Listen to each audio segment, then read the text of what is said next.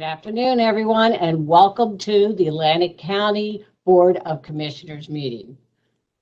In compliance with the Open Public Meetings Act of the State of New Jersey, adequate notice of this meeting of the Atlantic County Board of County Commissioners was provided in the following manner.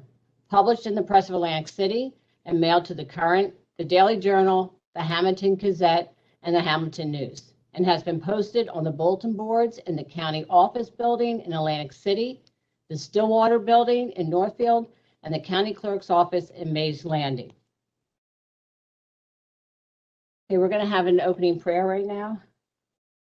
Our Heavenly Father, as we convene this afternoon, grant each of us the guidance and control which shall maintain our hearts in peace with one another and with Thee. Help is in doing our duties and defend from all evil. Amen. Hey, well, salute the flag. I pledge allegiance to the flag of the United States of America, to the republic for which it stands, one nation, under God, indivisible, with liberty and justice for all. Hey, we'll have a roll call.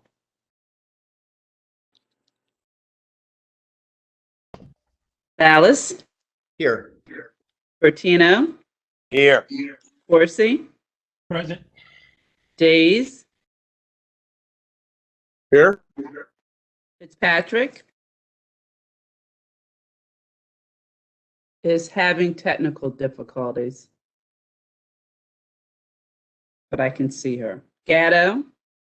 Here. Risley. Here. And Kern. Here. I'm here. Can you hear me? We can. Okay, thank you. Okay, the commissioners have had an opportunity to review the minutes from May 4th, 2021. I will entertain a motion to adopt the May 4th, 2021 minutes as presented. Motion. Second. Motion's been made and second.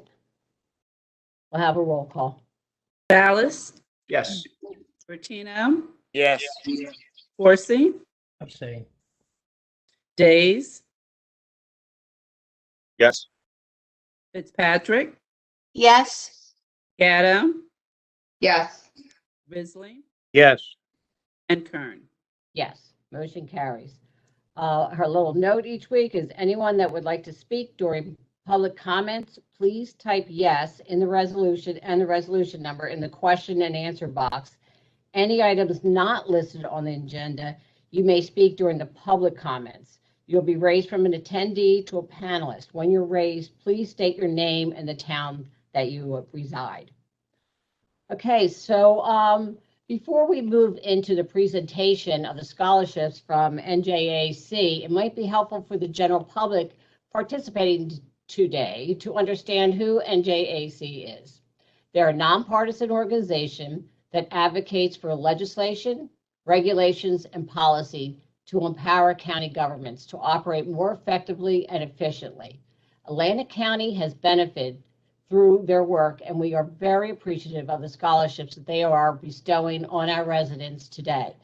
So before I turn it over to John Donadio and Phil Gunther, our superintendent, I will show you a few of this is what each one of them will be receiving. I have one from the county. Okay, and then I have one here. And I think of course, we have one from Mr. Dennis Levinson, the county executive. So at this time, I congratulate all of them, and I would like to turn it over to John Donadio and Phil Gunther.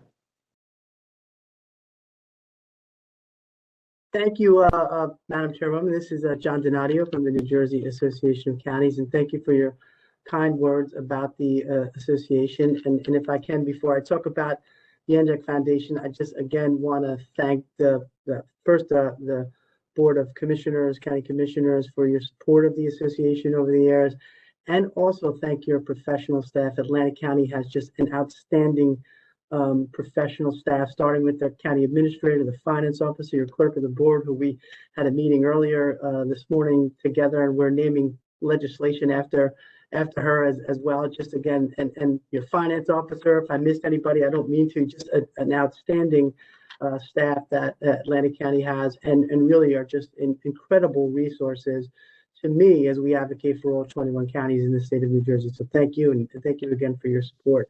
With respect to the NJAC Foundation, it is honestly my favorite thing to do in my role, and I am very proud of the fact that over the past decade, the NJAC Foundation, through the generosity of companies like NJM Insurance Group, Investors Bank, and SHI International, we've been able to give away over $400,000 to 700 county vocational technical school graduates who are continuing their education right here in the state of New Jersey. We give away 100% of those monies, and I absolutely love it. And we have some outstanding candidates that I'm sure Dr. Gunther will talk about in a little bit today. It gets harder each year, to decide who gets the grants because the candidates are just fantastic. And again, thank you for your support. Congratulations to the students, and thank you.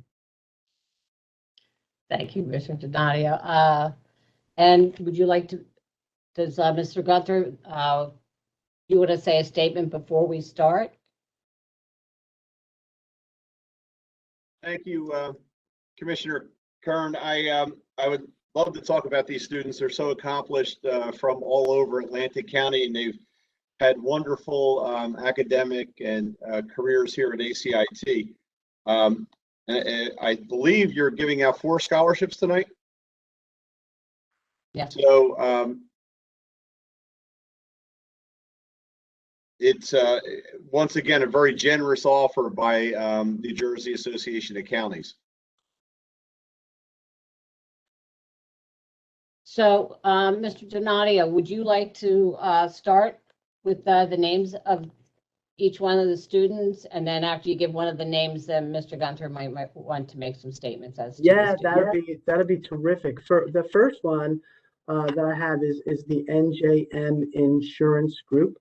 So NJM it gives a scholarship to only 3 counties in the state of New Jersey where they have maintained corporate headquarters, and of course Atlantic County being one of those counties. So the first recipient is Miriam Body, who will receive a $1,750 check. Now, if you'd like, I'm happy to read, a description of some of the terrific things that Miriam has done throughout her career. She's a graduate of the Atlantic County Institute of Technology, and during her time at ACIT, Miriam has truly thrived, and we are confident she is ready to share her talents with a new cohort of thinkers and learners. Her compassion for others is one of Miriam's biggest strengths, whether in the classroom, volunteering, or in everyday life's ordinary moments.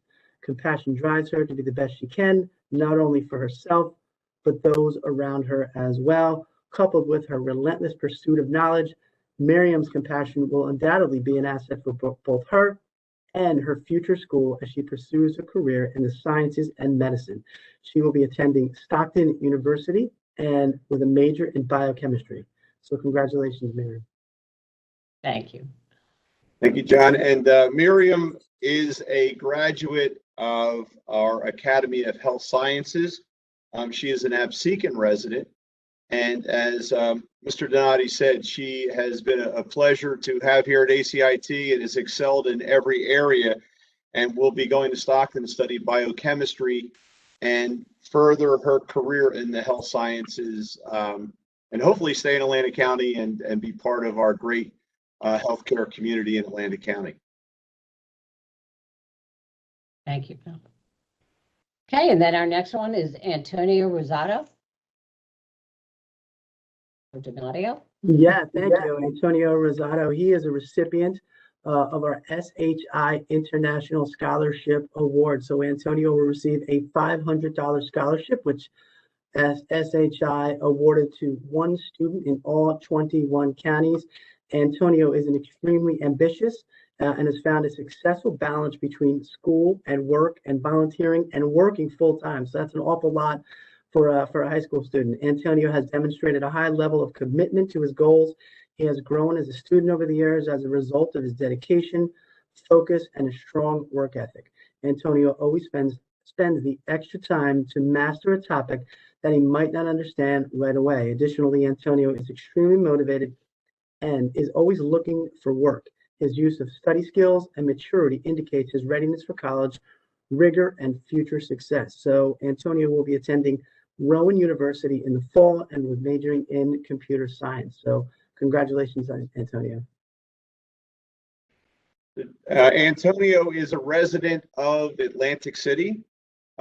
He is a graduate of our Academy of Information Technology and has done an incredible job as a student here at ACIT. And he will be going to Rowan University's computer science program, which is an exceptional computer science program. We have a lot of our students go on to Rowan and do very well. And Antonio has taken advantage of every opportunity here at ACIT. And I know his teachers speak very highly of his skill level and the work that he does with his fellow classmates each and every day in class. A lot of collaboration in information technology, and he's very good at that. Thank you, Mr. Gunther. Okay, and I do apologize. I'm not sure about the pronunciation of the next one. Nithila? There's actually, we have two students, Madam Chairwoman, that were receiving $500 scholarships from Investors Bank, and I could read, both of them into the record. And I will say this, for over a decade, Investors Bank, we've hit close to $250,000 in scholarship monies from Investors Bank. So their just, continued generosity is greatly appreciated by the NJAC Foundation, and they give it's a $21,000 grant that they provide to the association, $1,000 for two students in all 21 counties in the state of New Jersey. So they should certainly be commended for, again, their continued generosity. So the first student, I'm going to have a difficult time pronouncing the name as well, and I very much apologize. Natalia, as one of our top students, Natalia has Nithila, right? Nithila. I think that seems right. And again, I apologize. Has exemplified what it takes to be successful at Atlantic County Institute of Technology. What I have come to respect most about Nithila is her determination and focus. Once she decided she wanted to pursue a degree in the medical field, she pushed harder academically. She sought out new opportunities that would help her gain experience in the field. On weekends, she began volunteering at local hospitals and really starting to experience the world she may come to work in one day. Not many students at the high school level demonstrate an eagerness to learn, and Nithila displays that daily. Some of Nithila's greatest qualities are her reliability and respect.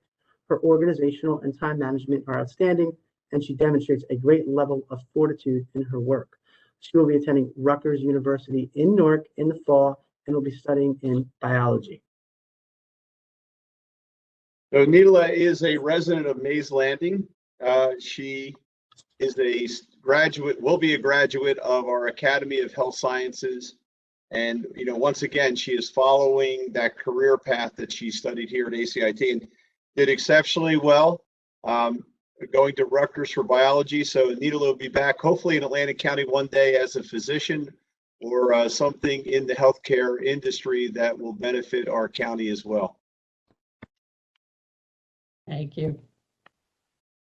Okay, and we have Chandler next. Great, Chandler. That's a little easier to pronounce. So Chandler, you should hear me read off the names at the cook-off challenge of all the students. It's awful. So Chandler, in addition to his academic success at ACIT, Chandler continues to be an active member of our community outside of the classroom. While practicing excellent time management skills, Chandler's versatility is also impressive, as he doesn't allow just one label to define him. From honor student to junior class president to student athlete to volunteer in the community, Chandler continues to achieve his short and long-term goals as a contributing citizen. I look forward to hearing about all of his future success, as I have no doubts that he will go to great lengths. Some of Chandler's greatest qualities are his reliability and respect. His organizational and time management are outstanding, and he demonstrates a great level of fortitude in his work while maintaining a drive for athleticism. Chandler is the type of person that will succeed and prosper no matter where he is. So congratulations to Chandler. He will be attending Rutgers University in the fall, majoring in computer engineering. And Chandler is an exceptional young man. He is a graduate of our Academy of Math, Engineering, and Sciences. And as John said, he is going to Rutgers to major in computer engineering. Just an outstanding young man with a great personality. In fact, he was voted the best personality from what I've been told by the class. So he is someone who's going to go a long way in life, as all of our graduates, the recipients who are being recognized tonight will. And once again, we thank NJAC for their generosity. I should mention, and if I didn't mention, Chandler is a resident of Pleasantville. Thank you. It amazes me every year when you go in and see these young students with what they do, how much they get into like one day and what they're achieving. So I congratulate them all. Madam Clerk, do we have any of them here today? Yes, all four are here. If you want them to speak, 3 are on camera. Okay, if any of them would like to say something, we'd be more than happy to hear from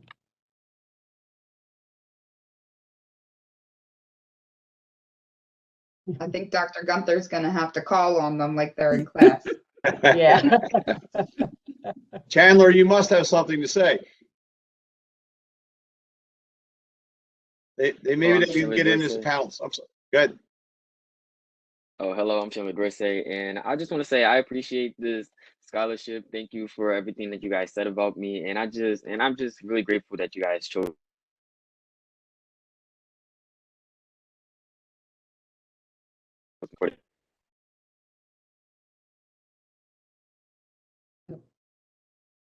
Thank you, Froze.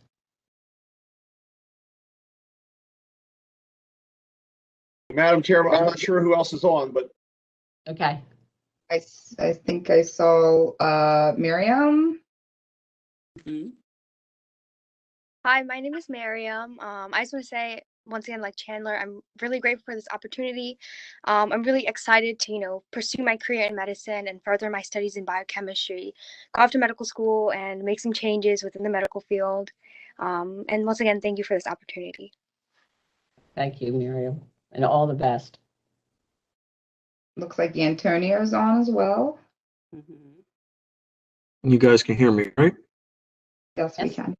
Okay, and yeah, just like everyone else, I just wanted to say that I appreciate the opportunity. It really means a lot to, be acknowledged for my efforts and everything. And just like all of my other peers, I seek to, better the community, especially coming from Atlantic City. I just want to better the community and give where I come from a better rep. Thank And once again, thank you for everything. I appreciate it.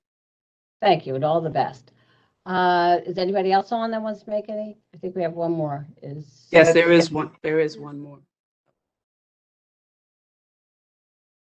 She's on. Hi. Oh, there she is. Yeah. Hi, my name is Nathila. I'm very, very, very grateful for the scholarship and thank you for this opportunity. I'm really excited to start going to university and majoring in biology and continuing on to medical school. I'm excited for all that and I will continue to work hard. So thank you so much. Very welcome, and do well and enjoy yourself. All the best to you. Thank you. Thank you for being here. Madam Madam Chair, Yes. we also have representatives from SHI International Corporation and New Jersey Manufacturers Okay. on our. Wonderful. Well, thank you, everyone. Appreciate it. Good evening. SHI is excited to share the lucky participant of the 2021's NJAC Foundation Scholarship. On behalf of everyone at SHI, best of luck on your future endeavors.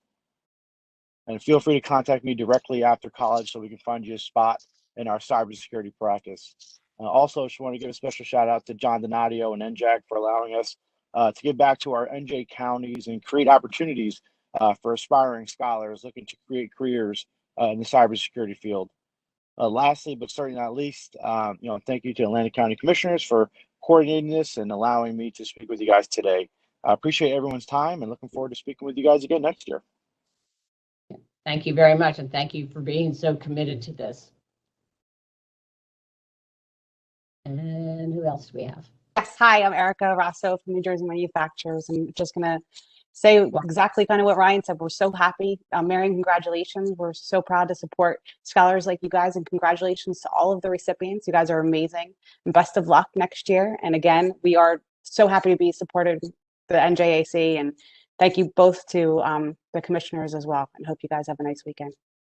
Thank you, Erica. Thank you. And, so much for, being involved in this. It's the only way, we're able to commend these students, and thank you. Absolutely. Okay, do we have anybody else, Madam Clerk? I believe that's it. Okay, and how about our commissioners? Do any of our commissioners have any comments? Madam Chair. Yep. Who's that? Is that, Commissioner Ballas? Thank you. First, I just want to say thank you to the more than generous sponsors for this, which makes this happen.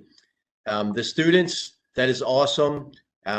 Way to go. Congratulations. Enjoy your summer. Work hard the next 4 years in college. And you're our future. We're depending on you. Congratulations. Thank you, Commissioner. Do I have any other commissioners? Madam Chair. Yep.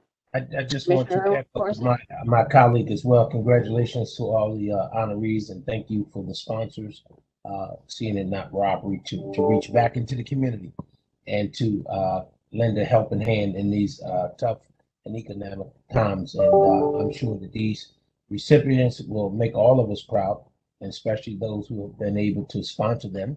And we wish you well. Thank you, Commissioner. Do I have any other comments from our commissioners? Madam Chair? Yep. Commissioner Fitzpatrick. Yes, I just want to say also congratulations to the students.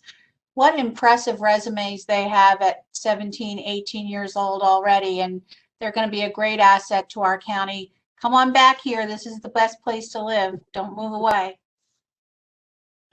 Thank you, Commissioner. Do I have any other comments from our commissioners?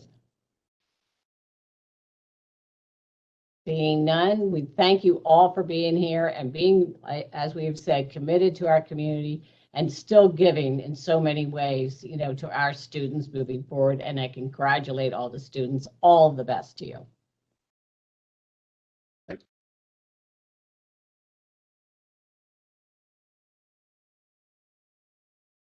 Okay, is Pat Diamond on? Yeah, thank you so much. Good Hi, afternoon. Pat. Hi. And there are public health programs at Stockton and Rutgers that those students can consider, because that field is really, really opening up, and we do need the new generation to assume those important roles. So thank you for honoring those good students. And I'm about to share a slide presentation that I thought would be helpful to explain pretty much where we are in the pandemic, and going to start it from beginning. Can you see it? Not yet. Can you see it? We have something that says Public Health Officer Diamond. Okay. No, wait, hold on. Tara, I think I'm having a little technical difficulty. Give her one moment. Okay. Pat, she's getting ready to access your slides. I don't know why I can't.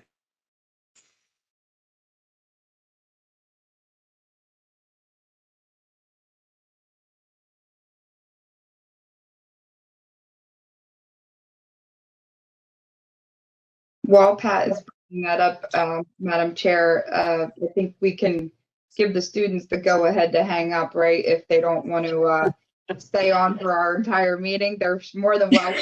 Yeah, absolutely. You forget when they're not right in front of you. You unless you want to go through the rest of the meeting, you're more than welcome. However, I'm sure you have a lot to do, especially with your graduation and everything coming up. Yeah. Okay. She's going to control it. Okay. Yep. All right, Tara, is this a go? You look good. Yep, Okay, it's a this is go. Okay, thanks. I'm just going to say next and you can move on. But this is a COVID-19 summary for Atlantic County as of actually today. I had worked on with my co-pilot Santiago Fuentes here to gather a few pictorials of how we look in our county, and actually had received some info from the State Department of Health. So it is as of today. So go ahead, Tara, you can move on. I just wanted to show you this because I wanted to point out what kind of a ride that we have been on since our first case back in March 17th. When you talk about waves of cases, this puts it across very, very well. We started with the peak, in the spring and then down, and we were really hovering in the summer, doing really pretty well. And then when we started to have holidays and events brought us together, you can see how we had increased. Right around here, we started our vaccination, and protection started around this point. As you can see, we looped down again and kind of had that hovering for a while in April, March, and started to decline, and we are still in declining as of now. This past 2 weeks, we have seen a 60% decrease in overall cases. And we are really looking towards today and the next few days to determine the impact of Memorial Day activities. But so far, we've been really pretty good. So go ahead, Tara, if you wouldn't mind moving on. And this is just highlights how we are leveling off here, right here in the number of cases, which is a good thing. Okay, go ahead, Tara. And this is just a breakout of cases. We really mirror the rest of the state with a percentage of males and females. And these are cases, these are not vaccinations.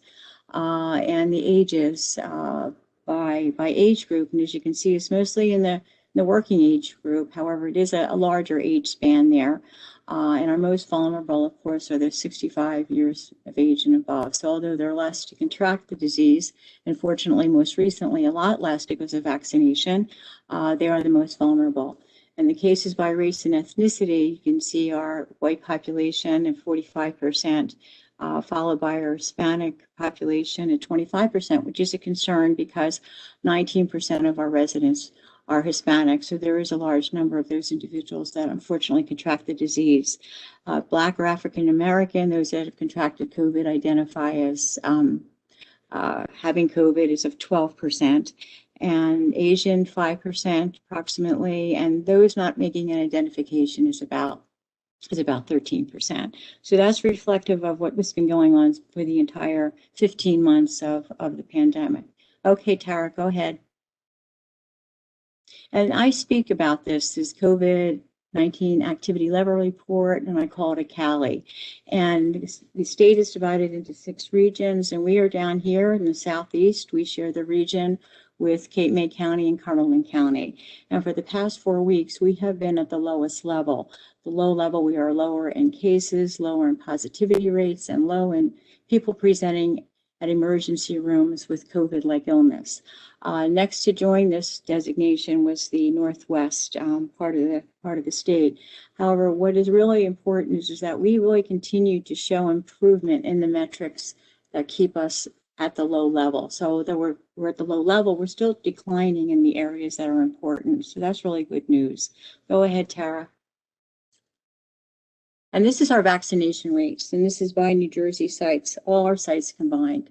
On the right-hand side is the states, and it's in the middle is our county.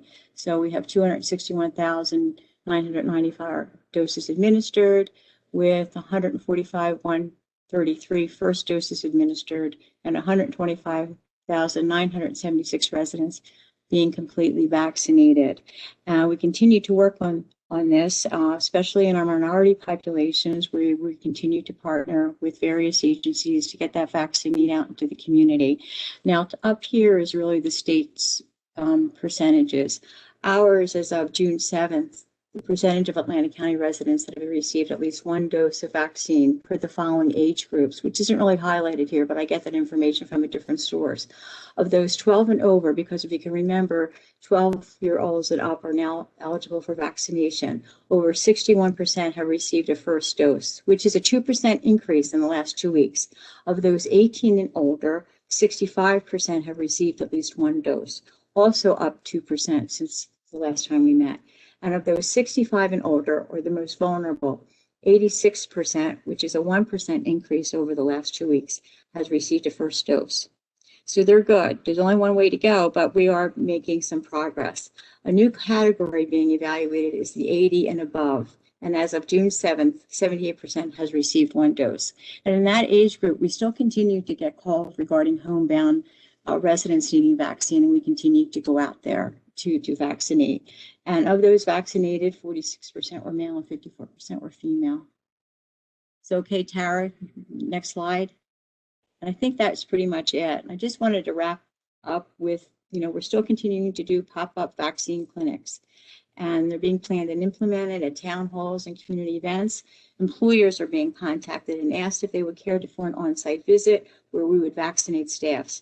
Some have accepted the invitation, and we are welcome there. We also continue, as I said, to vaccinate homebound.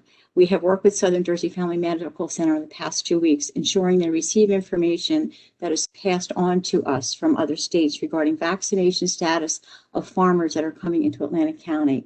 The communication between states appears good, as Southern Jersey Family Medical Center is aware of their arrival. We have applied to the State Department of Health for a vaccine supplemental grant, which will be utilized to provide vaccine clinics throughout the county during evening and weekend hours to make vaccine more accessible. There is also an education component to the grant, which provides factual information in appropriate languages that will help allay fears about vaccination to those that are hesitant. And lastly, as part of the monitoring of the COVID-19 cases, the State Department of Health has been reviewing the data in which fully vaccinated individuals subsequently test positive for COVID-19. These are known as breakthrough cases. This analysis has provided reassuring results that the 3 COVID-19 vaccines are extremely effective. Between December 15, 2020 and April 23rd, New Jersey State Department of Health identified 1,319 breakthrough cases out of 2.2 million fully vaccinated people. And that is 2 weeks after vaccination with either the Pfizer or Moderna, or 2 weeks after the 1-dose Janssen. This represents 0.06% of those fully vaccinated, or 6 out of 10,000, which means over 99% of individuals vaccinated have not subsequently tested positive for COVID-19. The high percentage demonstrates that breakthrough infections are extremely rare, and of those people who were fully vaccinated, they had less severe illness based on the small number of hospitalizations and deaths. So we are really seeing good results from this vaccine. It is a good vaccine. It's really handling the variant so far very, very well. But so finally, as usual, stay safe and get vaccinated if you have not already, or encourage someone you know that has not gotten vaccinated to get vaccinated. Thank you. Thank you, Pat. Absolutely. Does any of the commissioners have any questions or comments for Pat at this time? I have a question, please. Okay, Commissioner Fitzpatrick. Thank you. Pat, are we considering, or have you talked about wastewater surveillance to get, the CDC says that this could possibly help us to predict if, for example, variants became prevalent in our people, in our population, before they actually became sick with illness? Are we talking about doing anything like that? The state has not mentioned that in any of their discussions. They do surveillance on individuals that are positive for COVID-19 that have been fully vaccinated, and they send this information to CDC. What they're really looking at now is those that are hospitalized that have been fully vaccinated, because the vaccine is supposed to be protective of severe disease and hospitalization. It's not unusual to see breakthrough. I mean, it's not the norm, but it's not unusual. We see it in other vaccines. But the most important thing is that does it prevent severe disease? I know they have had analysis of sewage and regarding other diseases like polio, for one, in foreign countries where they're really trying to eradicate it. As far as movement on that, I really don't have anything other than if it's being considered, it's something that possibly may be.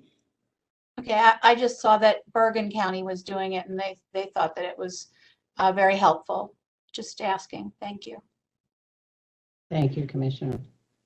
Do we have any other comments or questions for Ms. Diamond, Madam Chair, I have two questions. Commissioner Gatto.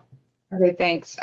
Pat, first of all, thanks for the presentation. It's kind of nice to step back and look at everything visually, so thank you. On the slide that said there were, I think it was 261,000 doses that had been given in Atlantic County. And I saw that, some of them were a single dose and some were fully vaccinated. So I'm assuming that's 2 doses in most parts. Right. So I think our population is around 270. So About Sorry. 264,000 we look at. Are we at 264? Okay. So that like 3,000-ish gap, would you say that's people under the age of 12 or is it adults? Could you just repeat that question? I'm sorry. So from the number of doses that have been administered, the 261,000, and the difference with our total population, if you're saying it's 264,000, would you say that gap of 3,000, is that children under the age of 12 or is that adults? The 261,000 represents all the doses that were administered. Right. So it's first or second. Okay. So then the lower number of 100 and I think it was 45,000, that reflects the number totally vaccinated. Okay, with the 2 doses, and the lower number or the lower number is the middle number is actually the individuals receiving 1 dose. The 125,000 are the numbers that are completely vaccinated. So you kind of have to look at it in a couple of different ways. The total number of people that are vaccinated can only be from 12 and above. We have about 234,000 of those individuals. Everyone else is under 12. Does that help? What was that 200 number you just gave? 234,000 are Atlantic County residents that are 12 and above. Okay, so you have about 30,000 from birth to 12. Okay. Okay.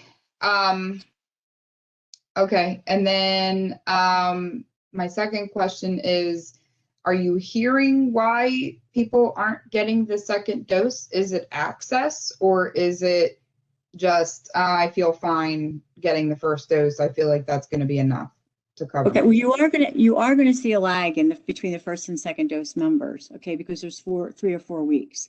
So you always will see a difference from day to day. So, you'll see more first doses administered, but the second doses number will be less because of the fact that there is that lag of 3 or 4 weeks. But we do have a pretty good presentation rate. The state looks at like a 90% goal of getting people back for the second dose.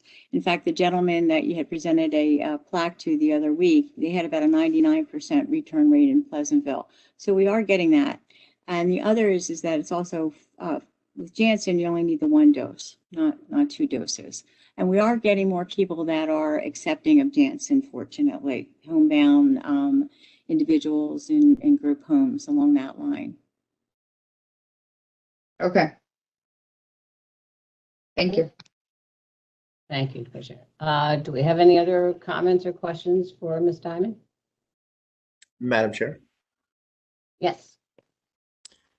So Pat, looking at your chart, looking at before this started, March, April of last year till now, it looks like we're right about the same spot we were when it first came out to what we are now, almost down to nothing. What are the recommendations for municipalities and counties getting back to normal business, as far as no masks, social distancing? What's the recommendation from, I guess, either your office or CDC or the state Department of Health? Well, the businesses, as far as like retail, food establishments and swimming pools, things like that, it's recommendations is to, mask if you're not fully vaccinated. Other than that, there's no capacity on indoor dining.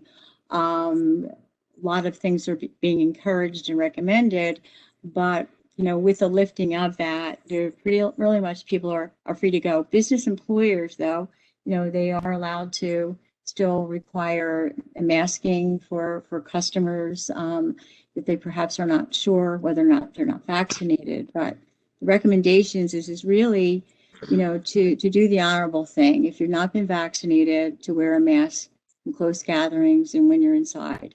If you've been fully vaccinated, you're pretty much, free to go. Okay, so what I'm asking is, what are the recommendations and or restrictions for municipal government or county governments? Pat, can we jump in a little bit? Okay, sure. And then you can like expound upon it if you want. We have spoken with the governor's office about, what the restrictions are.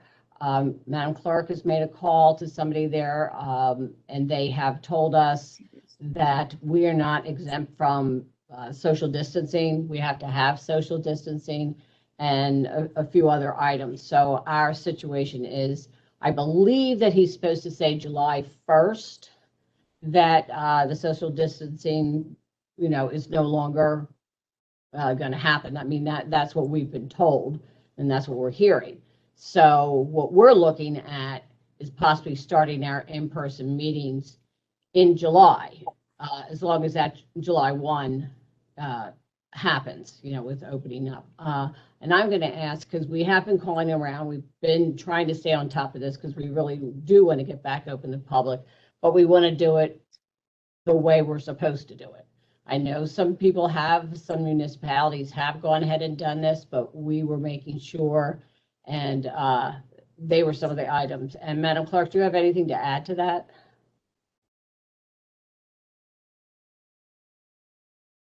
Just that we definitely have to comply with the Open Public Meetings Act. We cannot limit, once this board gathers, you cannot limit or not permit anyone to come in. The pandemic has not changed that at all. Matter of fact, when we had our clerks meeting this morning, there's another document that NJAC Executive Director Donadio is going to be sending me that states that. And the only other thing is that we are in the process of getting the WebEx camera installed, so that I understand it's the board's pleasure to continue with virtual meetings along with in-person. So yeah, July is a good target date. Thank you, Madam Clerk. So that, Pat, do you have anything to add to that? No, I would just follow those guidelines, those restrictions until such time as it's lifted. And the other thing that will drive it will also be the cases as things open up. We continue to look at cases daily. We may see some blips. We're going to be looking at what holidays do. So that's what's going to be continued to be monitored, from here on in for quite a while. The disease is go ahead. The disease is still serious. We have declined very well, but we still are seeing deaths. So those that it hasn't lightened up, it hasn't lessened up. So when it grabs somebody that can take advantage of it, it still will continue to do that. If there are better treatments, however, it is really a serious illness and still contagious among those individuals that are not vaccinated. Thank you. And that's what, we're going by what the governor's office is saying and what our county administration is saying, that I believe, if I say this right, the county, if you're vaccinated, you can now come into the building without a mask. When we have people coming into the building, we are, again, Pat, correct me if I'm wrong, it does not fall under HIPAA, and we can ask for proof of vaccination. If they forgot it or something like that, they still have to wear a mask. So, that's the way we would handle coming into the building. Right, and I believe what we're going to be doing is as far as is just requiring people to wear masks, and we'll have them available because you're just going out now. You see, many facilities, businesses, people are not wearing masks, not requiring them because they don't have to. However, entering our building, we will be providing that mask in the event someone doesn't have one. Thank you. Commissioner Ballas, does that answer your question?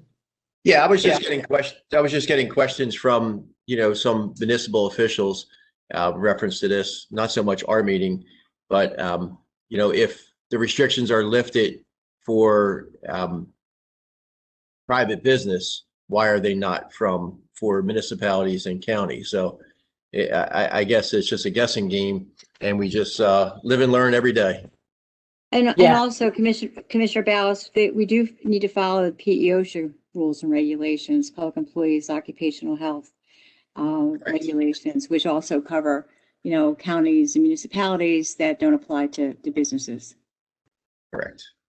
Right, and that's why we have been calling the governor's office, and we did speak with someone this week, could have even been last week, but I believe it was this week, that, he said, no, we're not exempt from certain things, so we still can't. I know some municipalities, some other, places are doing it, but we're going by the guidelines, and we're trying to stay as much on top of the guidelines as we can.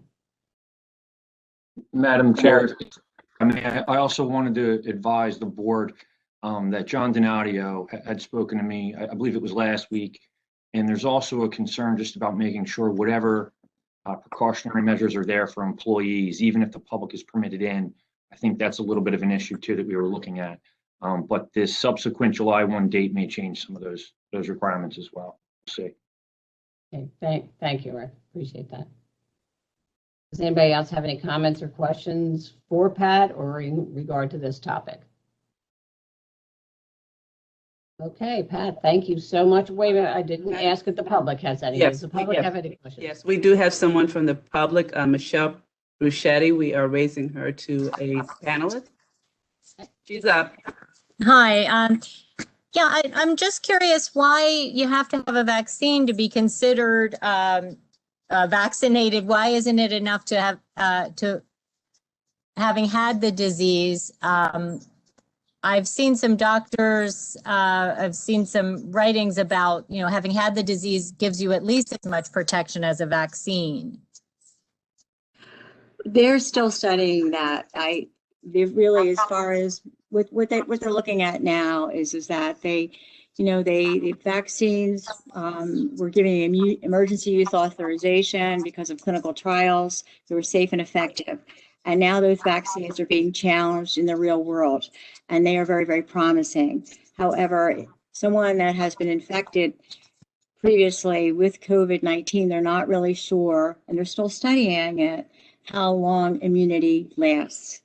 I mean, in the event that they're more sure of that. Each person's response to the disease could be different. They don't have a good handle on that. So it's specifically with the vaccine. People that have come down with COVID are advised to get a vaccine. They're not, because they had the disease, okay, you don't need the vaccine. They are advised to get a vaccine as soon as they can.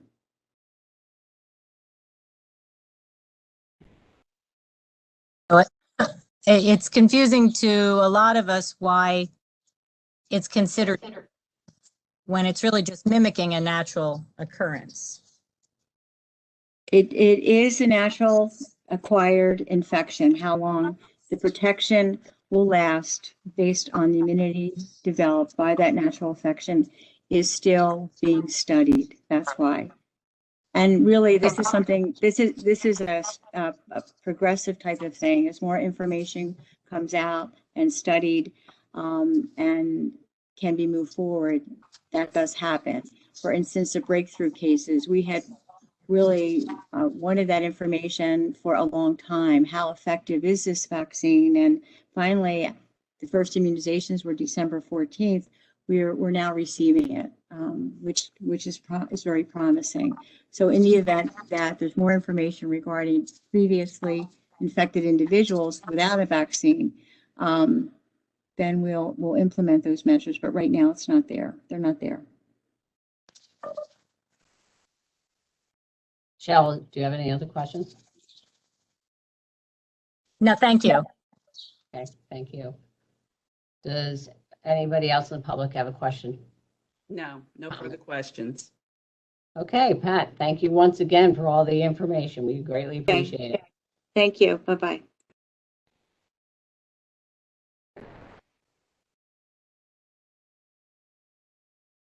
Okay, now we're going to go into our resolutions, and I just want to say the next one is a resolution to table number 85 again, which has to do with the budget. So what we're doing is we don't normally have, our next scheduled meeting is July 6th. So you'll see a resolution coming up towards the end of this that is asking to put an emergent meeting on to consider and adopt the budget and the amended budget. So I just want everyone, for the public participating, to know what is going on with that, because we had to put it off. So that meeting will be June 29th, and it is a Tuesday evening. Okay, so I will entertain a motion to table resolution number 85 for consideration at the next meeting. Motion to table. Second. Motion made and second. We'll have a roll call. Ballas, Yes. Bertino, Yes. Horsey, Yes. Days, Yes. Fitzpatrick, Yes. Gatto, Yes. Risley, Yes. and Kern. Yes, motion carries. That brings us to resolution 265, please. Budget amendment in accordance with New Jersey statutes annotated 40A:4-9, first reading. Motion. Second. Motion made and second. Do we have any commissioner comments? Yeah, Madam Chair, I'm just getting my notes on this together. And maybe Jared can help out, but I believe this is all of the pieces that we're bringing in now from the American Rescue Plan, that we finally got the guidance on what to do with, which is what's budget, and requiring us to allow the time to advertise or public comment on the amended budget we want to adopt. Just for Well, let me, Bonnie can go through this, but it includes the American Rescue Plan and the changes that the state is allowing us, as you know, in their interpretation of the American Rescue Plan. But in addition to that, Bonnie gets a number of letters regarding programs that we run during the year where you do Chapter 159. So let Bonnie go through some of them so, you know, everybody in the public will understand. So, Bonnie, you there? Yes. Okay. Floor is yours, Bonnie.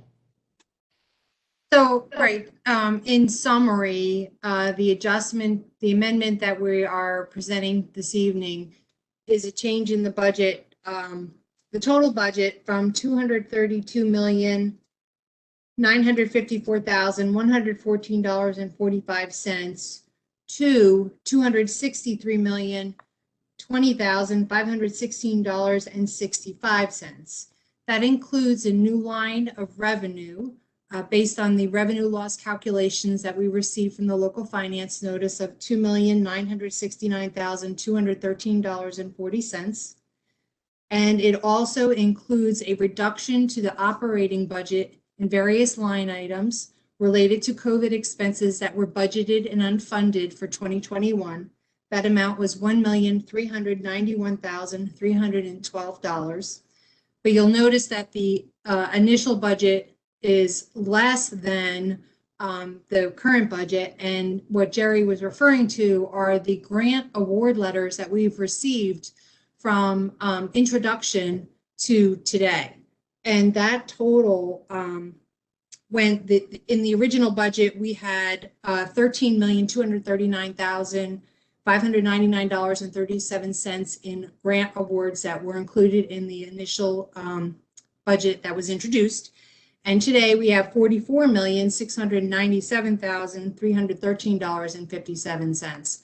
We are urged by local government services to include all grants that we have before adoption each year. Generally, because we adopt very early in the year, there is not a significant increase as there is today. So with that said, the total levy for the amendment has decreased by $4,360,525.40. In the initial budget, it was $158,181,000. $805.93, and it has gone to $153,821,280.53. So it's essentially flat from last year. Thank you, Bonnie. Okay, do any commissioners have any questions for Bonnie? Madam Chair, not necessarily for Bonnie, but Jerry, I don't understand why we are tabling again when we had meetings yesterday to go over the changes in the budget that we're going to be voting on. Why can't we do it today? Well, today, what we're doing is this is a first reading of the amended budget. We introduced once, but because of the changes, we're technically introducing an amended budget. And so now you have to wait and then have the public hearing, and we will, and obviously people have a chance to review it. And then on June 29th, it would be open to the public for adoption. Okay, thank you. Thank you. Any other comments or questions for Bonnie or Jerry? Okay, seeing none. Do we have anything from the public? No comments from the public. Okay, we'll have a roll call. Ballas, Yes. Bertino, Recuse. Horsey, Yes. Days, Yes. Fitzpatrick, Yes. Gatto, Yes. Risley, Yes. and Kern. Yes, motion carries. That brings us to resolution 322. Madam Chair, may I? Yes. Madam Chair, before we move on to resolution 322, I may have to jump off for another meeting. I'm trying to hang in there, but I wanted to raise an issue that I had a conversation with you earlier today, even with our legal counsel, and it has to do with early voting in Atlantic County. As y'all all know, that there is an issue regarding locations for early voting in the November election. Just for the record, I know that, and I also had this conversation with Jerry Darasso on yesterday to talk about providing a location, a spot for this to take place. As I indicated to you earlier today, as well as our legal attorney, I'd like the board to pass a resolution at some point in time urging the Board of Elections to consider Atlantic City as one of the voting places for early voting. I know that the county, through Jerry, has indicated they don't have the space. Mayor Small has indicated that we would consider and make room at the Atlantic City Public Library, which is located in the county building, which the city of Atlantic City owns. I did not have opportunity to talk to the mayor of Pleasantville yet, but as most of you would agree, Atlantic City and Pleasantville are big voting blocks. And if we can do early voting, it would be greatly appreciated. As most of you know, on election night, it takes so long to get back election results. I don't care who you're looking for. It takes so long to get numbers stuff back. It cannot be, my understanding, it cannot be in a church. It cannot be in a school. It has to be in a secure location with cameras, and that it could be put away. And so could not get a resolution on today supporting that in terms of urging the Board of Election to make Atlantic City one of its early voting spots. It's on a bus transportation route, whether it's the bus, New Jersey Transit, or whether it's a jitney, or either some people would take an Uber or a Lyft to get there if they're interested in early voting. So I would urge my colleagues, to support it. I think it's the right thing to do. Again, that is just one of the locations that we're considering. And more important, not just considering, but we're offering up the Atlantic City Library, which is owned by the city, as I indicated. It is in the county building, but it's on a different wing. I am looking forward to this conversation with the mayor of the city of Pleasantville as well. This came up on Saturday and Sunday. A couple of my colleagues had called me, a couple of council people as well, raising some concerns. It is a recommendation, and the Board of Elections, as my understanding, will make the final determination. But we want them to know that we're offering up space in our library in Atlantic City. So with that, Madam Chair, I don't want to hold the meeting, but I wanted to put that on the record in the event I have to jet out. I'm hoping I can make it through the meeting, but just in case I didn't, I wanted that to be on the record. Ask our attorney to prepare a resolution for the next regular scheduled meeting. If not, maybe we can send a letter, if my colleagues are in support of it, send a letter to the Board of Elections in support of that suggestion and recommendation, because the meeting is a month away. Maybe we can do a letter to that point, Madam Chair, urging them to look at Atlantic City as one of those voting places. So I heard all day long, everybody's pointing the finger. The Democrats don't want to hear it, the Republicans don't want it over there. We're just going to take all of that out of the mix. And the mayor of Atlantic City has offered a spot. So therefore, we're not going to worry about who don't want it where. We just ask that the Board of Election consider and do the right thing and make that one of the early voting places. Madam Chair, I don't, if any comments from our colleagues, I'll entertain them if you don't mind.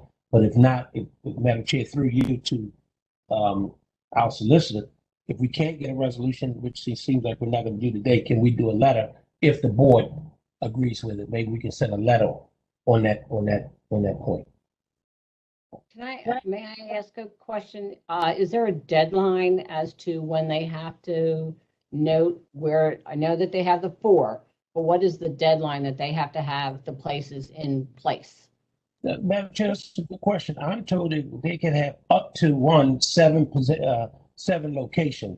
I'm told time is of the essence. Is that accurate? I don't know, because I did reach out to a couple of people in the Board of Election. I am waiting on some return calls, but I would assume if they have to advertise and make sure everything's in place, it may not be this week or next week, but I'm sure at some point it would be time sensitive. Madam Chair? Yes. Madam Chair, I just want to make sure so there's no confusion. So the board called the county, actually he wrote us an email asking us, they've been looking at locations, and obviously the locations they were looking at required them to pay rent. So they called the county and said, we're considering having at least one early voting location in each district in the county, voting district. You guys have buildings, and would you be willing to give them to us for free? We sat with the executive and we went through each district. So in what is considered the first district, county doesn't have a building that would meet the conditions that they told us, and they gave us the list is 5 or 6, maybe 7 items that you have to meet. We don't have anything that we own that would meet those criteria. For example, the Pleasantville Library is in that district. We don't own that library, even though we lease it. We believe that we would need their approval to have an early voting location there. And so when Commissioner Corsi called me, what got released in the paper was the fact that in each district we have a building that we physically own, that we could say to the Board of Elections, come and review it. If it meets your conditions, we'll give it to you for nothing. You just tell us, when you need it, what are the hours and whatever else, and we'll make all those conditions available to you. So that really was the essence of the call from the Board of Elections. They are really the ones have to make those decisions. They haven't been in all our buildings yet. We made these available. The county executive is saying to the board, here they are, look at them. And I believe that's what Commissioner Corsi is now saying. They're making a recommendation to the board for something in the first district, which we did not have a building that meets those criteria. Yes, so my question again goes back to Jerry. I don't know if you know, is there a time frame that they have to have for where this next location is going to be?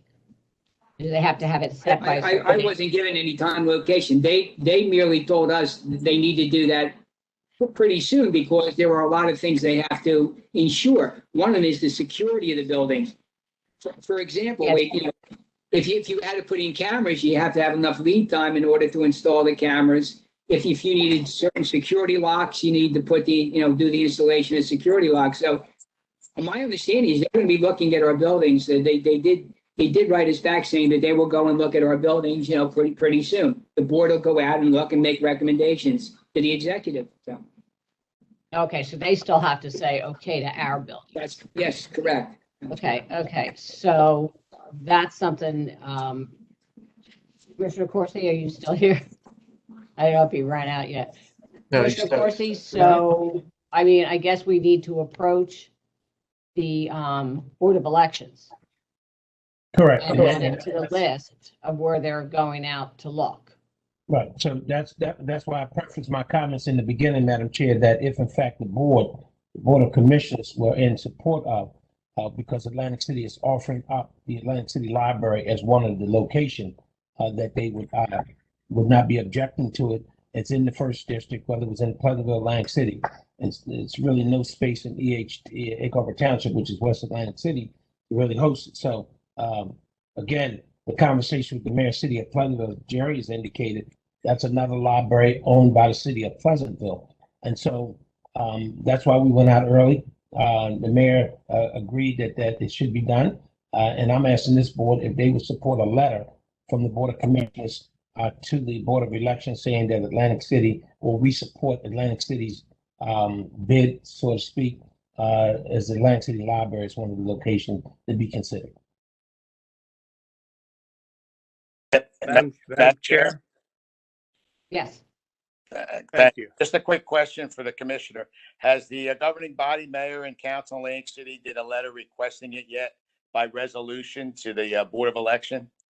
Actually, Commissioner, the Board of, the council is considering doing a resolution tomorrow as well. Just so everybody's on the, I have no problem myself to go to Atlantic City, but just so it's on the record for Pleasantville and everybody to see, I think it's important so everybody's in that conversation. City, as you indicated, and that was a good point you raised, that City Council is going to be doing a resolution tomorrow, is my understanding, in support of it. Great. Madam Chair. Yep, Commissioner Ballas. Yes, if we're going to do a resolution, I would like to see, once everything's vetted, that we do a resolution supporting the 5 locations, including, of course, the location either in Atlantic City or Pleasantville. I wouldn't want to see us doing 5 separate resolutions. Do one or include all the recommendation from the county administration for their sites in the letter or resolution. That way, I think it has a little more teeth to it going to the Board of Elections. Madam Chair. Yes, Commissioner Risley. Thank you. My position is, quite frankly, that the Board of Elections should make this call. We should not be usurping their authority. I will be guided in my vote by what the Board of Elections calls for. I don't think we should usurp their authority whatsoever. It's their responsibility. Let them handle it. Let them run with the ball. Madam Chair. Yes. I agree with Commissioner Risley, and based on the number of registered voters in the county, we are eligible for up to 7 early voting locations, not just 5. But again, it is the job of the Board of Elections to decide where early voting is going to take place. And they will take under consideration, I'm sure, the offer by the county and the administration, but it is their job to make that decision. Yeah, you're correct. It is theirs. They have certain criteria. They know it's their job. It's their responsibility to do that. You're absolutely correct on that. Madam Chair, if I may, I'm not going to delay the meeting, but apparently my colleagues didn't understand what the request was. So maybe I need to break it down a little bit more. I'm not asserting their authority. They're asking for recommendations. And so one of the recommendations in District 1 would be the Atlantic City Library. That was the recommendation. They're asking for recommendations and suggestions. Jerry made that very clear too. Maybe my colleagues didn't understand that. But if I'm not mistaken, Fitzpatrick, I think you made a statement the other day how absurd it was that there was no early voting places in District 1, Atlantic City, Pleasantville, or Egg Harbor Township. Now, I can stand to be corrected if you didn't make that statement. I'm not saying to take the authority away from them, but they're asking for recommendations and suggestions, and we're recommending the library. And as well, as Frank Ballas has indicated, we would do a letter or a resolution supporting all the other locations. But we're offering up Atlantic City's place because apparently the county does not have space for it. That's all this request is. It's not about going in taking the authority away from them. That's never came out of my mouth. So apparently my colleagues was not on the same page or misunderstood what was being requested. I agree with you 100%, Commissioner. It's a take it or leave it. If, we're offering it up, county administration and the Board of Commissioners, if they choose to go somewhere else, that's fine. But if we do a resolution saying here it is, and they're willing to take it, that's great. But we can't demand that they go anywhere. And the more locations, well, the more expense also. Agreed. But again, they said 4 or 5 locations. They have up to 7. It was an offer. Whether the board supports it or not, it's put out there. You can't talk out of both sides of your mouth when you're talking in terms of to the media regarding nothing in District 1, and then you turn around and says we shouldn't exert their authority. That's not what we're doing. Right. I think it's a great idea having one in every district. Absolutely. Yeah. And I think I had spoken to somebody from the board, and it was one of the priorities to make sure that they have one here, Atlantic City or Pleasantville, to make sure that we're covered. That's what they're trying to make sure, that everybody is covered with these, Absolutely.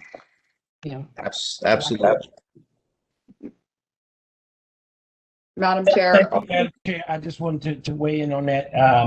Whatever the board decides, if they decide to make a decision, if not, we know ultimately it's going to be up to the Board of Election, but we offered up the spot. If my colleagues doesn't understand that, that's their part of minds.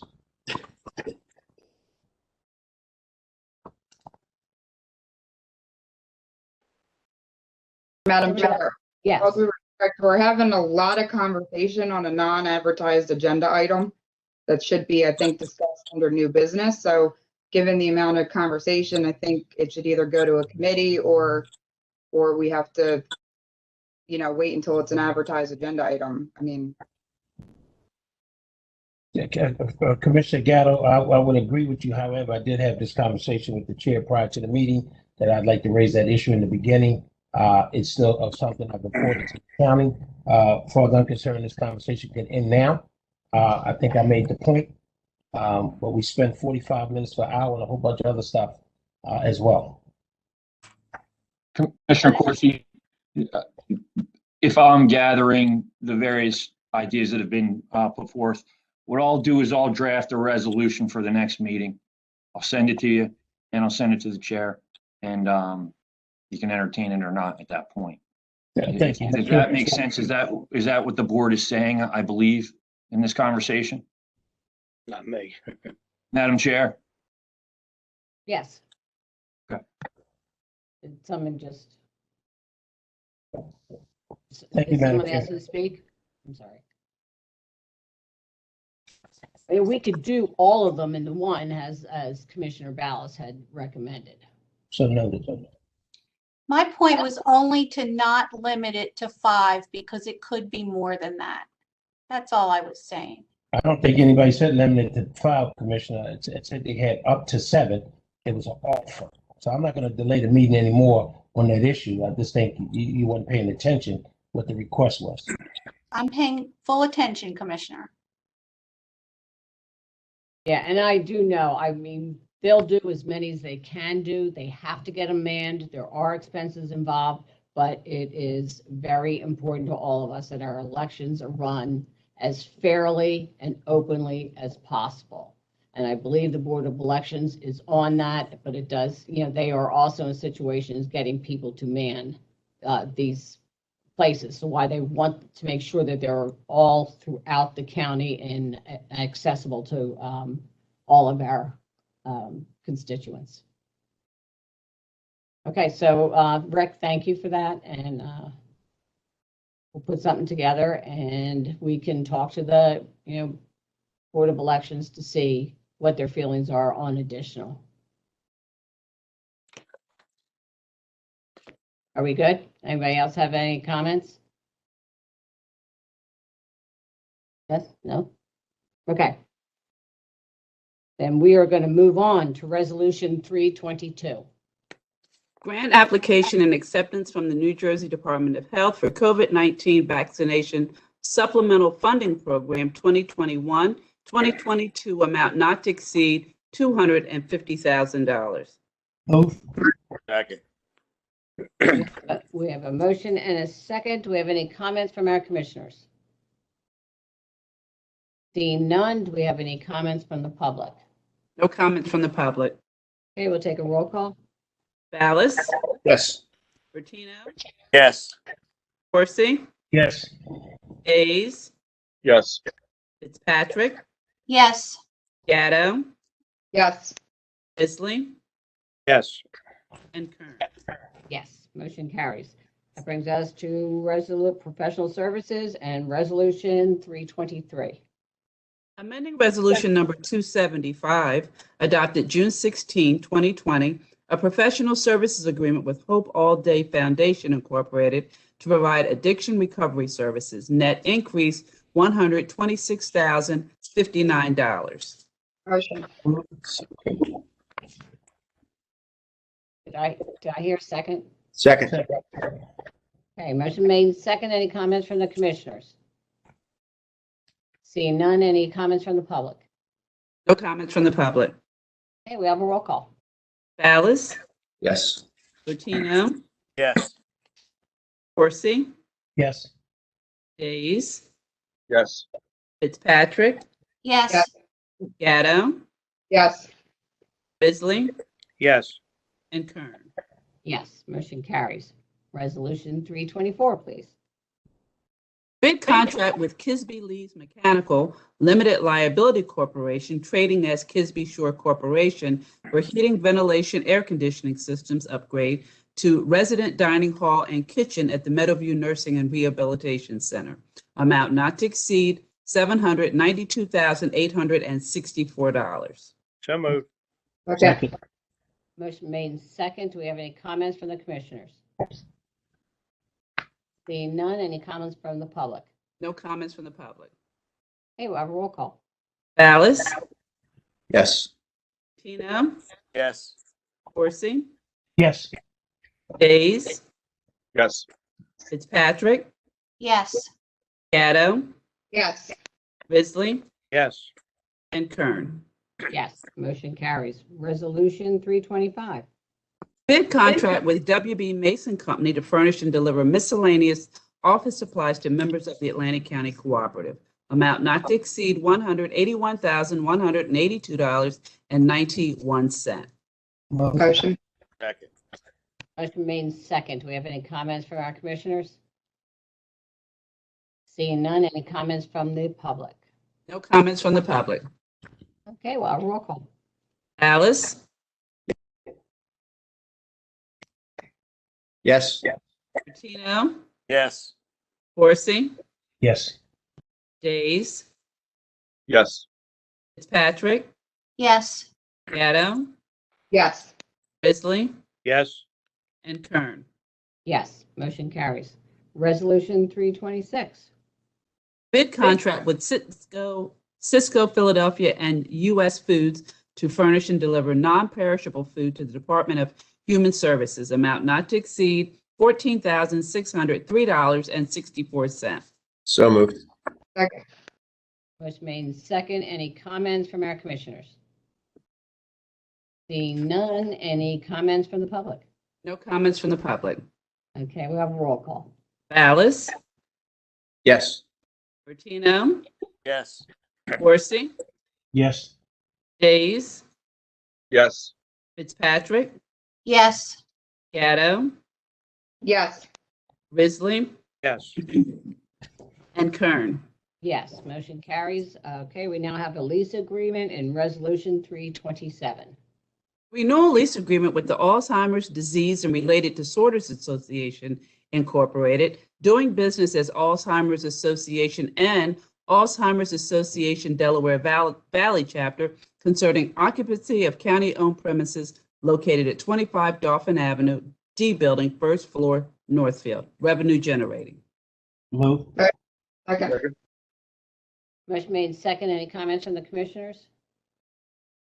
Seeing none, any comments from the public? No comments from the public.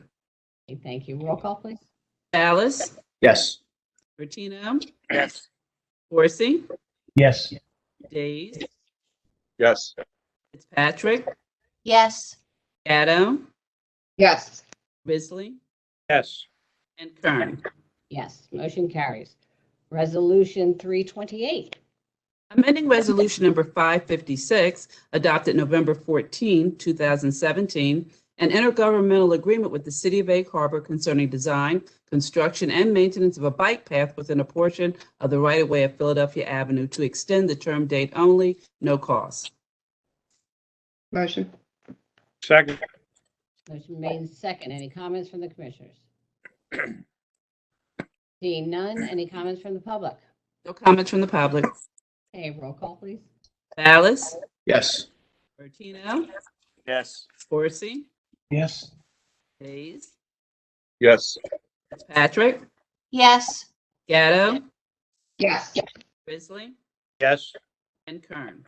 Yes, motion carries. Resolution 329, please. Interlocal agreement with the Atlantic County Improvement Authority to provide project management services for the Community Development Block Grant Program American Disabilities Act improvements to the One Stop Career Center. Amount not to exceed $2,500.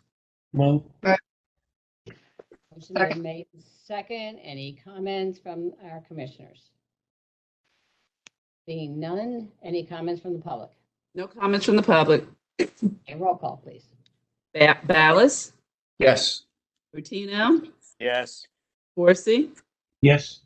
Days, Yes. Fitzpatrick, Yes. Gatto, Yes. Risley, Yes. and Kern. Yes. Motion carries. We're at 330 resolution. Shared services agreement with the Atlantic County Special Services School District and the Atlantic County Vocational School District for the Atlantic County Sheriff's Office to provide 3 Class 3 special law enforcement officers to serve as armed security officers for an additional 1-year period. Revenue generating. Motion. Second. Motion made and second. Any comments from our commissioners? Seeing none, any comments from the public? No comments from the public. Okay, we'll have a roll call. Alice, Yes. Bertino, Yes. Corsi, Yes. Days, Yes. Patrick, Yes. Gatto, Yes. Risley, Yes. and Kern. Yes, motion carries. Resolution 331. Amending Resolution Number 111, adopted February 16, 2021, an emergency contract with iConfano Group Limited Liability Corporation for the purchase of frozen foods and shelf-stable meals to the Atlantic County Division of Intergenerational Services Nutrition Program participants to extend the termination date and transfer from the Atlantic City elderly portion of the funding to the Older Americans Act portion. Amount transferred $36,430.09. Motion. Second. Motion made and second. Any comments from the commissioners? Seeing none, any comments from the public? No comments from the public. All right, we'll have a roll call. Alice, Yes. Tino, Yes. Corsi, Yes. Days, Yes. Fitzpatrick, Yes. Gatto, Yes. Risley, Yes. and Kern. Yes, motion carries. Resolution 332, please. Extraordinary unspecifiable service contract with Glen Insurance Incorporated to purchase a storage tank pollution liability with terrorism policy through Iron Shore for the county's 6 underground storage tanks. Amount not to exceed $8,431.89. So moved. Second. Motion made and second. Any comments from the commissioners? I just have one question, please. Jerry, you did say that we were going to begin digging these up, right?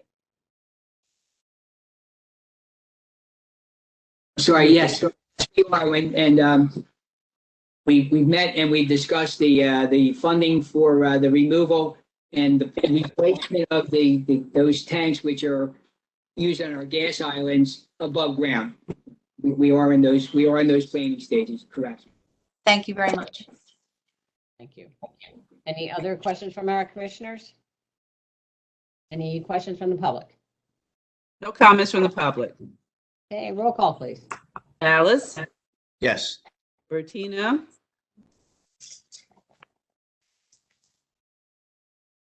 I'm sorry, I didn't hear you, Commissioner. Horsey, Yes. Days, Yes. Fitzpatrick, Yes. Gatto, Yes. Risley, Yes. and Kern. Yes, motion carries. Resolution 333, please.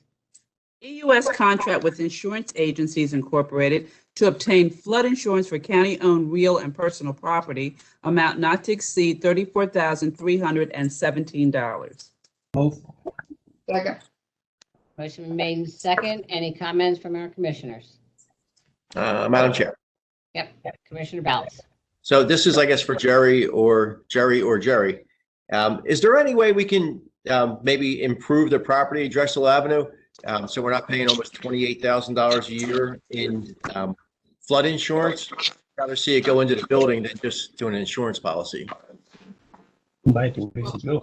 Let me say this to you, Jim Ferguson is on. Jim will tell you that it was explained to him that that's the low point on the island. You'd have to, I'm not sure exactly what you'd have to do. Maybe Jerry can discuss that. The bigger issue for us is to move out of Atlantic City. We've discussed moving facilities out of Atlantic City to better facilities. And so we are in those planning stages and those discussions about the best way to handle that. Unrelated to the insurance, but we would not have that insurance requirement anymore. Jerry, how would you harden the building? What could you do? I mean, again, it's the low point. I'm not sure what you would do there. It's a low point, and we had about 3.5 feet of water in the whole first floor, which is the warehouse. There are a couple offices down there. We've raised all the pallets 8 inches. I mean, that's not going to do anything with another hurricane, which is once in a 100-year storm. I mean, I don't know what we could do, Joe, other than, like you said, move out. We can't not use the first floor as long as we're here. Can't raise the building. So, kind of stuck. Okay. Yeah, I mean, I remember during Sandy how much water you had in that building, and like both of you said, I guess it's more the location than the building itself, insurance-wise. So if there's not another building on higher ground in Atlantic City, then maybe we should consider relocating to a different spot. Well, the bigger problem is all of our warehouse supplies are down there. All the toilet paper, paper towels for the entire county. I mean, and once we get the new warehouse built, which we're working on, over in Northfield, then maybe we can make a move. Sorry, everything that will go in a flood. Right. Right. So one thing. So we're talking about moving county facility, county building out of Atlantic City because of increased flooding, right? More often flooding. This is a perfect example and illustration of what we're facing with with climate change and increased flooding in our area. Unfortunately, the people who live in Atlantic City don't have that option a lot of times. And that's really something that we need to keep in the front of our minds, in my opinion. Right, or build to the floodplains like most people do. Okay. Do we have any other commissioners' comments? I do want to make one comment, though. Part of the reason for moving this program is facilities used to have a thing called supportive help or supportive services. The supportive services was getting individuals to do training for job. It's actually like job development. So a good portion of the number of people that used to be in supportive services were Atlantic City residents, and they were referred through our welfare office.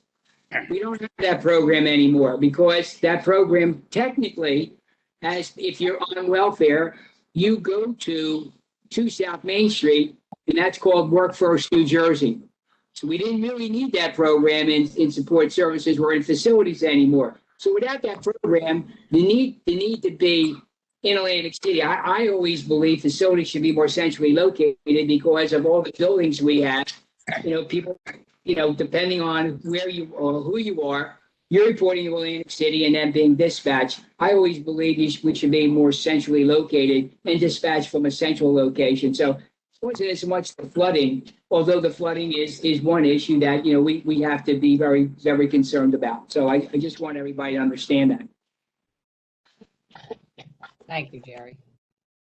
Do we have any other comments or questions from our commissioners? Okay, seeing none, is there anything from the public? No questions from the public. Okay, we'll have a roll call. Alice? Yes. Bertino? Yes. Horsey? Yes. Days? Yes. Fitzpatrick? Yes. Gatto? Yes. Risley? Yes. And Kern. Yes, motion carries. Resolution 334, please. Contract with Rutgers State University of New Jersey for the provision of dental services for Atlantic County residents, amount not to exceed $107,500. Motion. Second. Motion made in second. Any comments or questions from the commissioners? Okay, seeing none, anything from the public? No questions from the public. Okay, we'll have a roll call, please. Alice? Yes. Bertino? Yes. Horsey? Yes. Days? Yes. Fitzpatrick? Yes. Gatto? Yes. Risley? Yes. And Kern. Yes, motion carries. Resolution 335. Agreement with the Cape May County Office of Emergency Management to establish interoperability radio communications with Atlantic County using the Atlantic County 800 megahertz radio network. No cost. So moved. Second. Motion made in second. Any comments from the commissioners? Seeing none, any comments from the public? Comments from the public. Okay, we'll have a roll call. Ballas? Yes. Bertino? Yes. Horsey? Yes. Days? Yes. Fitzpatrick? Yes. Gatto? Yes. Bisley? Yes. And Kern. Yes, motion carries. Resolution 336. Acceptance of deeds, easements from various grantors in accordance with Atlantic County planning standards. Motion. Second. Motion made in second. Any comments or questions from the commissioners? Seeing none, anything from the public? No comments from the public. Okay, we'll have a roll call. Ballas? Yes. Oh, I'm sorry. We do have a question from the public. Okay. Michelle Bruschetti. Hey, Sandra, it's Michelle Post. That's just my maiden name, Brunetti. I don't know if you know. Sorry. But I just wanted to ask, it was the previous one about the radio system. Is there anybody there who can speak to what that means? I know there's been a lot of trying to get better communications over the years. Is this an update of the physical radios, or is this something else? Mike Vittor goes on, and I think he went through this with the budget subcommittee. Mike, you there? Yeah, I'm here, Chair. This is an issue that all police departments have of interoperability communications with adjacent counties. So what we're doing is we're giving the ability to communicate with different systems for public safety with Atlantic County. Emergency response would assist, and that's basically what it is. We're allowing Cape May to have interoperability with us.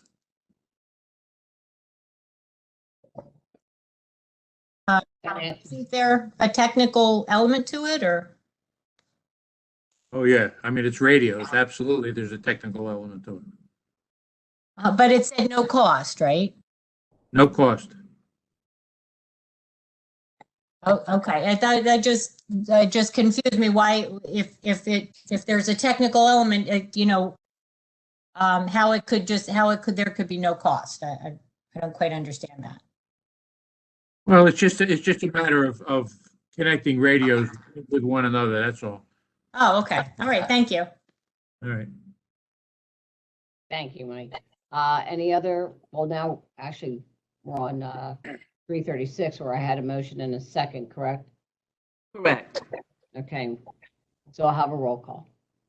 Ballas, Yes. Bertino, Yes. Horsey, Yes. Days, Yes. Fitzpatrick, Yes.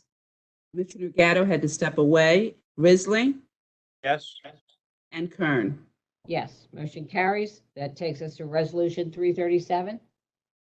Grant acceptance from the New Jersey Department of Community Affairs for the Local Efficiency Achievement Program funds to promote the establishment of the Central Municipal Court of Atlantic County, amount not to exceed $150,000. Motion. Second. Motion made in second. Any comments or questions from the commissioners? Seeing none, anything from the public? No comments from the public. Okay, we'll have a roll call, please. Alice, Yes. Bertino, Yes. Horsey, Abstain. Days, Yes. Fitzpatrick, Yes. Gatto, Yes. Risley, Yes. and Kern. Yes, motion carries. Resolution 338. Resolution establishing a special meeting to consider the proposed amended county budget and setting the time, place, and purpose for the meeting. Motion. Second. Motion made in second. Any comments or questions from the commissioners? Just for the record, Madam Chair, it would be June 29th, 4 p.m. WebEx is all the particulars, correct? That's what's in the resolution. Just for the public's sake.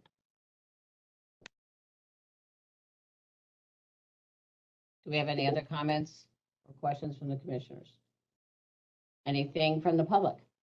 No comments from the public. Okay, we'll take a roll.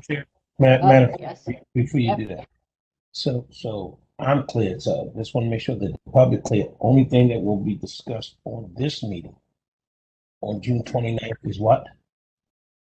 The amended budget.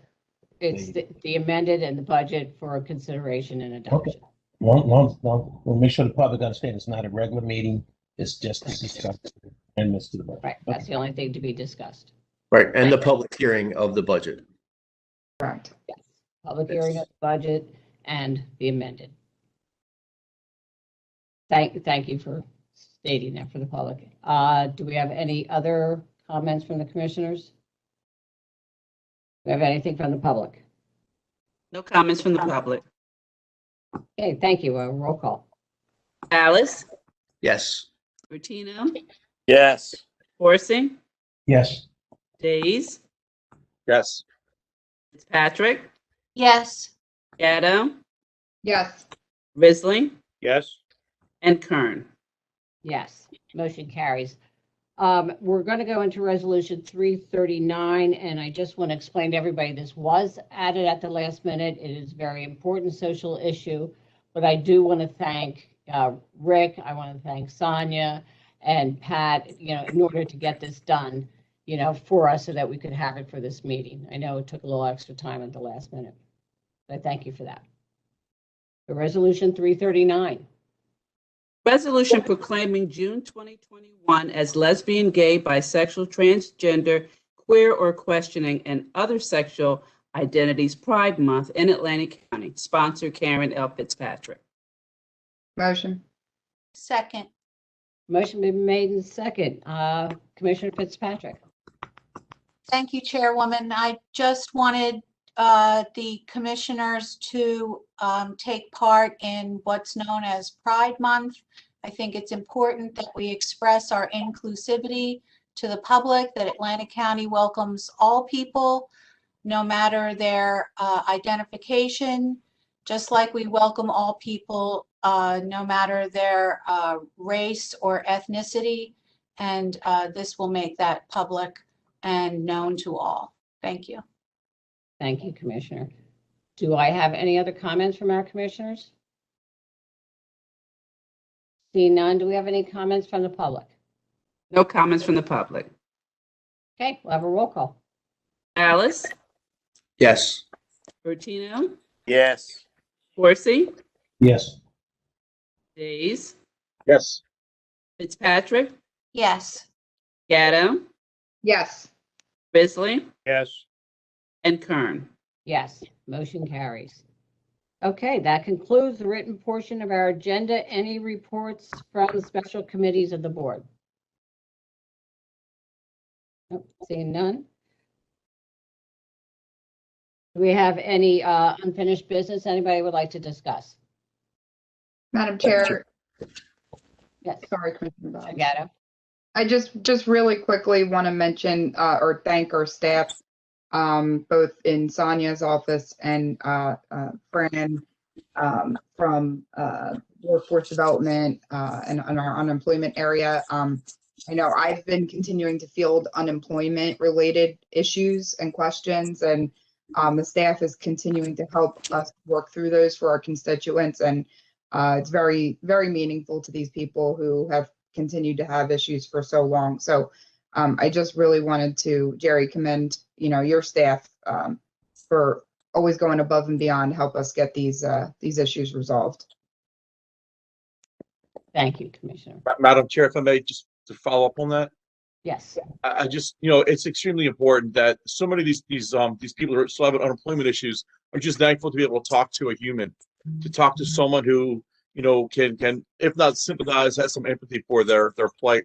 So that's extremely important. So I just wanted to add that as well. So thank you. Okay, thank you, Commissioner. Do I have anything else with? Madam Chair. Yes. Yes. If I guess maybe John Peterson's on, or maybe Jerry can just update us on the traffic signal project down beach, and also the reconstruction of Tilton Road in Egg Harbor Township. Yeah, John and Mark I think are both on. I can give you a quick update on the Venter Avenue project. That should be closing up if it's not already closed up for the summer, and we'll restart after Labor Day. The Tilton Road, I'm not sure. Mark, do you have a start date on the actual construction on Tilton Road? Are you on, Mark? I'm not sure he's on.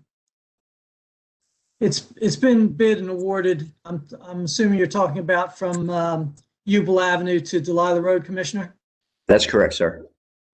Yeah, I believe that's ready to go as soon as everything is finished up. I believe that they're having if they haven't already had the pre-construction meeting, that they would be ready to go any day that they have crews available. I'm sorry, I don't have that information at my hand right now. And Mark was on earlier, and I think he's off now. Okay, great. Yeah, I did drive through Down Beach, and it appears as though most of the intersections, the signalization and the repaving of the intersection, the crosswalks and curbing, handicap accessibility are done in Longport and Margate. And I was just wondering whether they would continue through the summer with all that traffic, or whether they're going to start and stop and start again after the summer. But that's They are going to, what we needed to hear. They are going to stop. And if you give me a call tomorrow morning, I can give you all the details on Tilton Road, and I'll be glad to forward that to Sonia to get to the rest of the commission. Okay, yeah, I'm getting a lot of questions on Tilton Road. Sure. Perfect. Thank you, sir. Thank you. Do we have any other unfinished business? Just to back up off of that while John Peterson's there, John, I had sent you and Mark an email looking for a status on the New York Avenue Bridge bidding status. So I don't know if you have it now, but if you could just New York Avenue, that was awarded. We haven't, in terms of the design, we're trying to advance the bidding process before final design and permitting, so that we can actually go to construction in the fall. As far as we know, we've gotten the emergency permitting from the state they're allowing us to do the emergency permitting, which means we just file the permits after the fact. So that's in order, and the staff's been working very hard with KSE to work out the design details, especially what was interesting and difficult really is just the utilities, especially water and sewer. But those things, those details have been taken care of now and will be, should be everything ready to go to construction this fall.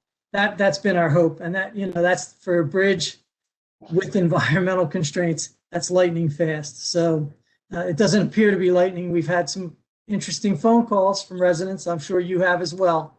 And they're not happy, but there was nothing we could do. We had to take the bridge out of commission. Of course, yeah. Okay, thanks. Do we have any new business from anyone? Seeing none, we've received. Yep. Madam Chair? I'm sorry. Yes, Commissioner Thank you. Risley. Thank you. I just would like to talk a moment about the news release that the county put out. Standard & Poor's and Moody's, the two major bond rating agencies, have again reaffirmed Atlantic County's very strong bond rating, both AA, and that is great news. We've received this renewal of our bond rating for about many years. The agencies view the county management as strong, thorough, and consistent over the years. And we've been very consistent. We appropriate approximately and only 50% of the surplus from the previous year into the following year's budget. This provides us a stable cash flow and, of course, provides us some leveling effect on the tax rate. So we should all be very proud, quite frankly, of the county's bond rating. And we have great people in the county that have working very hard for us. So my hat's off to them. Thank you. Thank you very much, Commissioner. Yes, we are all very proud. Do we have any other new business? Seeing none, we've received copies of written communication and petitions. Any commissioners have any comments? Madam Chair, if I may? Yes. If you go to either one. However, I know Dr. Gunther was here early, and I'm sure the commissioners has received an invitation to ACIT's graduation this Thursday at the St. Castro Stadium, better known as Surf Stadium. I believe the graduation is at 6 p.m. And I just wanted to, actually, I didn't get to do it while I was on there, but the assistance that ACIT has given us over the last couple of days, getting the stadium ready for the graduation, we're about as excited as they are to be able to have a large graduation outside. And if the commissioners did get their invitations, we'll see if we make it or not. But I'm sure the kids are excited. Graduating high school and inside the stadium, and it's supposed to be weather, supposed to be nice after this early morning thunderstorm and lightning and all that rain. So I hope that's all out of the way for the graduation on Thursday. But kudos to ACIT and its entire staff that was spent the last couple of days over there. Thank you, Commissioner. I actually spoke to him about that today, and he had many kudos to you and your staff and how wonderful and accommodating you have been, throughout planning this. Just to let you know that. He told you that because the invoice. Yes, he did. He absolutely did. He had a lot of very nice things to say. Okay, so that, yes? All right, just back off of Atlantic County Thursday night events. Additionally, the Atlantic County Women's Hall of Fame is having their induction ceremony on Thursday night. They're going to be actually honoring the women from last year and this year. One of whom was my former gym teacher, Mrs. Rott. So it's a very exciting night there. And then the Atlantic County Bar Association will also be installing their new officers. And Rebecca Lafferty, young female attorney here, will be taking the helm, and it will be the first time that a father-daughter duo has held that position. So her father is Randy Lafferty. They're both at Cooper Levinson, and I believe she will be the second female from Cooper Levinson to also hold that that title. So there's a lot of activity happening on Thursday night from our Atlantic County organizations, and it just makes me really proud to live here. We have so much great things going on. So thank you. Thank you, Commissioner Gallant. Okay, Yeah. do we have, oh, I'm sorry. No, I wasn't gonna say anything, but since Amy threw a couple extra ones in there, also kudos to Pleasantville High School. I know all the commissioners received invite to their graduation. It's 2:00 on Thursday, so there's a lot of going on Thursday. I think everybody's trying to get stuff in. The people glad to be outside. And I missed Amy at the Beer Fest last weekend. I was expecting her to come by, but people excited to be outside. Okay, thank you very much. All right, so any more on written communications and petitions? Okay, we'll now open to the public comments portion. Anyone that would like to speak, please type yes. And in the question and answer box, you'll be raised from an attendee to a panelist. When you're raised, please state your name and place of residence. Madam Chair, it doesn't look like we have anyone Okay. from the public. You can give it a couple of moments just to give anybody an opportunity to type yes.